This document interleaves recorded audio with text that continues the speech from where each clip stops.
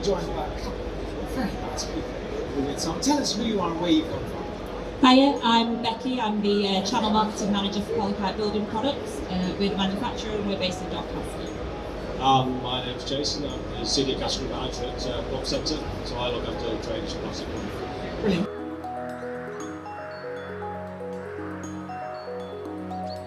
Well, it turns out we've been trading together for about 25 years now. So, really? Yes, that covers plastic plumbing, rainwater, soil waste traps, a bit of underfloor heating, underground drainage, all the good stuff.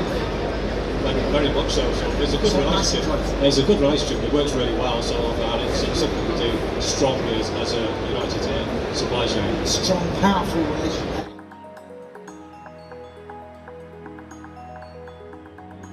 We recognise that we're both fortunate and sort of responsible position to have a really strong environmental social governance policy. Yeah. So we looked at how we could do that within both our businesses, and the realisation was that the influence that we have with our customer base, so 400 branches, the house build sector that we work with, and the primary merchants that we work with, such as Polypipe, we've got a great opportunity to look at the products that we use. Yeah. So we looked at how we use plastic and how we return that plastic into the supply chain to create that closed loop policy. So that's worked really well so far. It's been really interesting. They've gone exceptionally well. So we started it off looking internally at what would be the easiest way of doing it. So we have a lot of branches that stock drainage within the branches, and through normal usage within the branch there'll be an element of damage with there, an element of UV damage where that'll be broken. So we looked within our own estates and we looked at the product that we could send back for recycling that was unable to be sold. So that was done, and we worked that within the branches and worked closely with Polypipe, and that's already gone back into recycling. Right. So that's worked really well. And the second stage was we looked at our commercial partners and what we could do with that. So we worked with a company called GTC. Now GTC we supply cable to, and that cable supplied on cable reels. And those cable reels, we needed to understand how we get those back, how we work and how we support the commercial customer. So those actually come back to us now on a palletized, and that pallet is sent back into Polypipe for granulisation and back into the product base. Yeah, so like Jason was saying, when we identify a waste stream somewhere in our supply chain, Polypipe will have a look at what our nationwide fleet of vehicles is doing delivery-wise that week. We will look at the smallest possible diversion to go and collect that within our normal activity, so we're not adding extra vehicles. I was going to say you're not adding extra Absolutely journeys. not. Luckily we have our own fleet that's up and down the country all the time. So we will go and identify the waste, collect that waste, bring it back into our environmental management area, which is based on our manufacturing site in Doncaster. And once it's there, we'll separate it into its component parts. We'll recycle the types of plastic that we can on site, and then that goes back into our manufacturing process. And then anything that we can't use directly, we pass on to a third-party specialist recycling partner. Luckily at this point, no. We already had an environmental management area set up, and as I say, our fleet was doing its thing. I think as this trial continues to grow and succeed and we start bringing bigger volumes in, yes, we're absolutely going to have to. For good reason. Yes, absolutely. We are at an exciting stage at the moment where we're starting to work with our national housing developers. So we're starting to trial putting crates onto the sites. So when the installer's working on a plot on the site, we now have the ability to put those used plots and cut-offs, brick wrap, etc., into a crate on site. So we've started a trial with Tilly Homes, and we've now very excitedly started a trial with Vistry Homes. So we're working in collaboration with these national developers, understand how we can best remove the plastic from the site, get it returned to Polypipe, so Polypipe can remove it back and put it back into the supply chain. So it's where we can have the maximum impact from our perspective in the relationship that Plumb Centre already has with our housing developers, which is very strong, linked in with the strong relationship that Polypipe already have with the developers. This will allow us to change the culture on site, because there's a desire out there to recycle. What we need to do now is ensure that they have the capability to be able to do it. Well, we're starting to see results now, albeit slow. We're at early stages, but we are starting to see results now. And the feedback that we're getting from the developers is actually exceptionally strong. So they have seen other parts of the industry sort of recognise the opportunity to move product back in. They don't want it to go to second-line recycling merchants. They want to see it go back into ability to manufacture. So that's definitely working really well so far. Very positive. Nowhere near as simple as it should be. Right. I think you'll find that the UK is actually quite far behind the rest of Europe. Europe's about 2 years ahead of us. So we're currently in a bit of a in-betweeny stage. We are in an open loop recycle programme at the moment. So we can take pipes and fittings in and they can be turned back into pipes or fittings. Europe is already ahead of us and they're in a closed loop system, so they have to turn pipe back into pipe and fittings back into fittings. We're in a bit of a grace period. And our legislation hasn't been touched since the 80s, and that's really... Is it legislation driving this, or are you driving the legislation from the back end?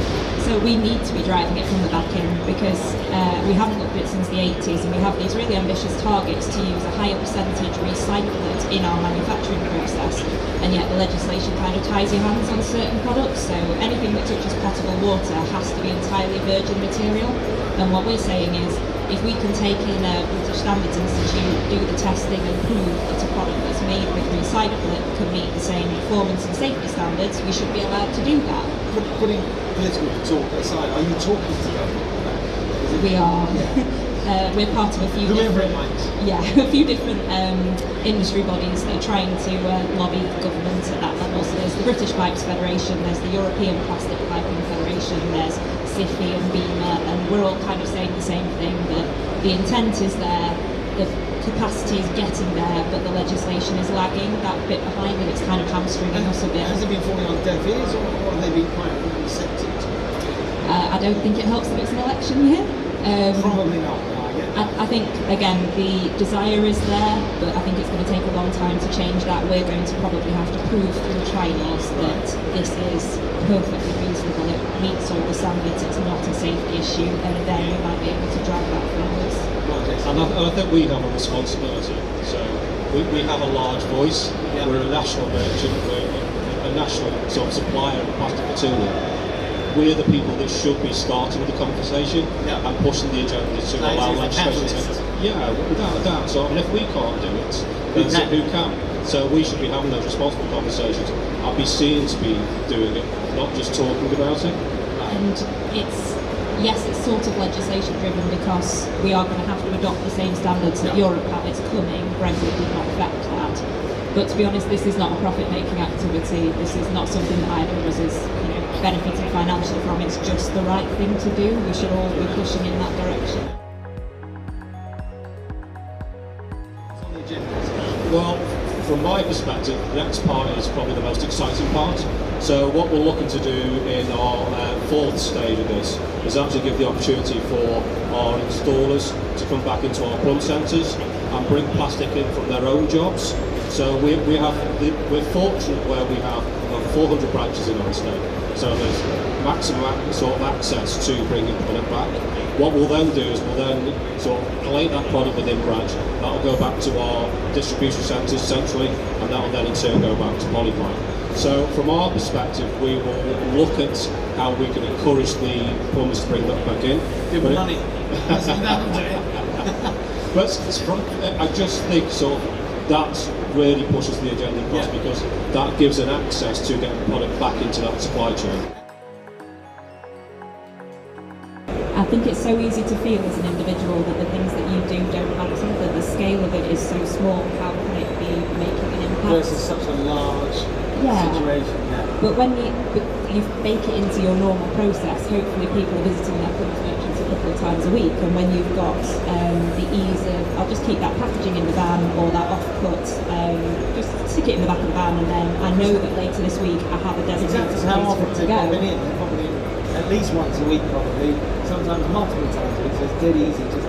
And that's it, sort of, most installers at least 3 times a week. Yeah. So it's what we need to do. We need to make it habitual. We need to make sure that when they come in, they are. It's normal practice to bring the rubbish back. Is it? I'm just thinking out the box here and shooting out. Is there a way that it might be about giving them recycled bags of some sort that they could use. They just throw it in there at the end of the day on a job that they can bring in dedicated to this. Never say never. Never say never. My message would be, this is not going to go away. So we need to be looking at opportunities to recycle products, whether it's individuals, whether it's small companies, large companies, or national merchants. Keep on asking the question. The way we push this forward for our installers is having that asked there in the first place. We're going to give the mechanism for them to be able to do that, to be more environmentally conscious in their day-to-day work. Their customer base will be able to start talking to your customers about it. Your customers will push the installer, and the installer in turn will push us. What we need to do is give them the opportunity, and that's what our sort of our responsibility is, to allow them to do that. Right, I'm Becky's channel marketing manager. I guess you're going to be pushing it on social channels and so on and so forth. Absolutely, we want to make it as easy as possible for everybody to take part. We're not going to be making this, really strict rules. We'll only take this and this thing. It will be as easy as possible for you to bring whatever you can, and we will do the hard work of sorting it, turning it into a useful product, and giving it back to you as useful product. And someone, I think, day before yesterday, we had a discussion on someone saying, turn it from why you should to why wouldn't you?